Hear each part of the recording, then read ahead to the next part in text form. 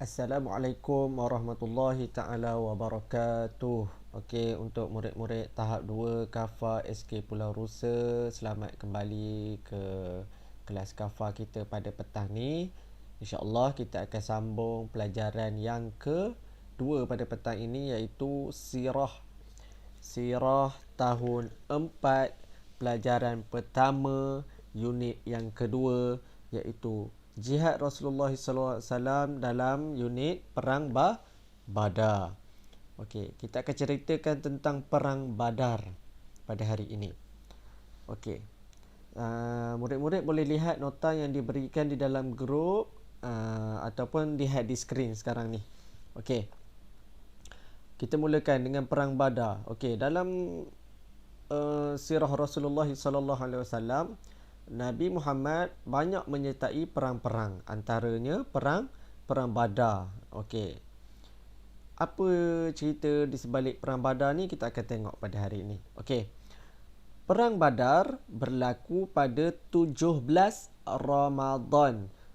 Perang Badar berlaku pada 17 Ramadan tahun kedua Hijrah. Okey, berlaku dalam bulan Ramadan, bulan puasa. Tahun kedua Nabi berhijrah. Okey, 2 tahun selepas Nabi berhijrah dari Mekah ke Madinah, okey, berlakunya perang Badar. Perang Badar berlaku di kawasan lembah yang terletak di antara Madinah dengan Mekah. Okey, antara Madinah dengan Mekah ada satu tempat dinamakan lembah, ataupun dalam bahasa Arab dia Ghuzwah Badar. Okey, lembah Badar tu. Okey, berlaku di situ, di lembah Badar, antara Mekah dan Madinah. Okey, berapa banyak tentera yang terlibat dalam perang ini? Kita akan tengok. Peperangan ini disertai oleh 313 orang tentera Islam. 313 orang tentera Islam. Okey, yang terdiri daripada kaum Ansar dan kaum Muhajirin yang dipimpin oleh Rasulullah sendiri, Nabi Muhammad sendiri yang jadi ketua angkatan tentera Islam seramai 313 orang. Okey. Pihak kafir Quraisy seramai 1,000 orang tentera yang diketuai oleh Abu Jahal bin Hisham. Okey, orang kafir ada 1,000 orang. Ketua dia siapa? Abu Jahal. Orang Islam ada 313, orang kafir ada 1,000 orang. Okey, orang Islam ketua dia Nabi Muhammad, orang kafir ketua dia Abu Jahal. Okey, apa sebab berlaku perang Badar ni? Takkan tiba-tiba nak berperang je. Okey, kita tengok. Rasulullah SAW bertindak menghalang angkatan perdagangan kafir Quraisy yang kembali dari Syam diketuai oleh Abu Sufyan bin Harbi. Tujuan Rasulullah SAW berbuat demikian kerana yang pertama, ada sebab kenapa Nabi halang perdagangan orang kafir tu tadi. Untuk melemahkan ekonomi musuh yang bertujuan menghancurkan Islam. Okey, Nabi buat tu supaya ekonomi orang kafir Quraisy ni lemah. Sebab tujuan orang kafir ni untuk apa? Dia nak menindas orang Islam. Okey, yang kedua, bagi menggantikan harta orang Islam yang dirampas. Okey, ingat tak dulu masa Nabi Muhammad SAW berhijrah daripada Mekah ke Madinah, orang-orang Islam ni semua tinggal harta dia di Mekah dan dirampas oleh orang kafir.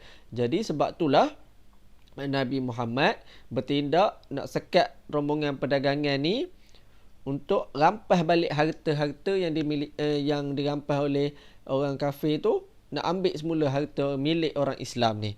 Okey. Yang ketiga adalah untuk mengembangkan Islam, untuk beritahulah ajaran agama Allah ni, agama Islam ni. Okey. Setakat tu. Kemudian kita pergi kepada pertolongan Allah Subhanahu Wa Taala dalam perang Badar. Dalam perang Badar ni Allah tolong Nabi Muhammad dan orang Islam. Okey, kita baca sikit kisah dia. Abu Sufyan telah meminta pertolongan musyrikin Mekah dan Abu Jahal bersetuju untuk membantu. Apabila Rasulullah SAW sampai, lalu berlakulah perang yang hebat. Dalam peperangan ini, Allah Subhanahu wa taala telah menghantar malaikat untuk membantu tentera Islam menghancurkan musyrikin. Akhirnya, tentera Islam mencapai kemenangan yang besar. Okey, walaupun tadi tentera Islam hanya ada 313, tapi boleh menang melawan 1000 orang kafir. Sebab apa? Adanya pertolongan Allah Subhanahu wa taala. Allah hantarkan malaikat untuk bantu orang-orang Islam. Okey, kita tengok bilangan tentera yang terbunuh. Orang Islam berapa, orang kafir berapa. Dalam peperangan tersebut, seramai 70 orang tentera musyrikin terbunuh, termasuk Abu Jahal bin Hisham, dan seramai 70 orang yang lain menjadi tawanan tentera muslimin. Okey, dalam 1000 orang tentera kafir tu, 70 orang mati. 70 orang mati, termasuklah ketua dia. Siapa tadi? Abu Jahal. Okey. Manakala tentera Islam yang mati syahid seramai 14 orang, termasuk Ubaidah bin Harith, sahabat Nabi. Okey. Orang Islam daripada 313 meninggalnya 14 orang. Okey. Termasuklah seorang sahabat Nabi, Ubaidah bin Harith.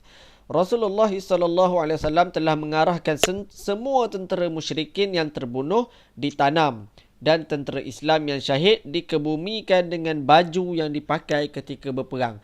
Tak ada kafan, tak ada mandikan jenazah. Dia terus baju yang bawa perang tu dengan baju-baju tu sekali tanam. Okey. Rasulullah bersama para sahabat pulang dengan gembira dan penuh rasa syukur dengan kemenangan tersebut. Okey, selepas perang tu Nabi begitu bersyukur, orang Islam pun gembira. Okey, setakat tu faham cerita daripada perang Badar ni. Kita tengok sikit pengajaran, apa yang kita boleh dapat dari pengajaran dia daripada perang Badar ni. Yang pertama, orang Islam wajib mempertahankan kesucian Islam dari ancaman musuh. Yang kedua, Rasulullah dan sahabat berani berjuang kerana yakin dengan kebenaran Islam walaupun bilangan tentera musuh jauh lebih ramai. Yang ketiga, sentiasa mematuhi arahan ketua dalam setiap organisasi. Okey.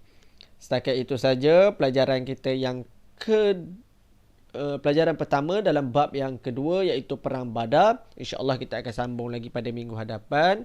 Okey, murid-murid boleh jawab soalan yang diberikan di dalam grup. Okey, Assalamualaikum warahmatullahi taala wabarakatuh.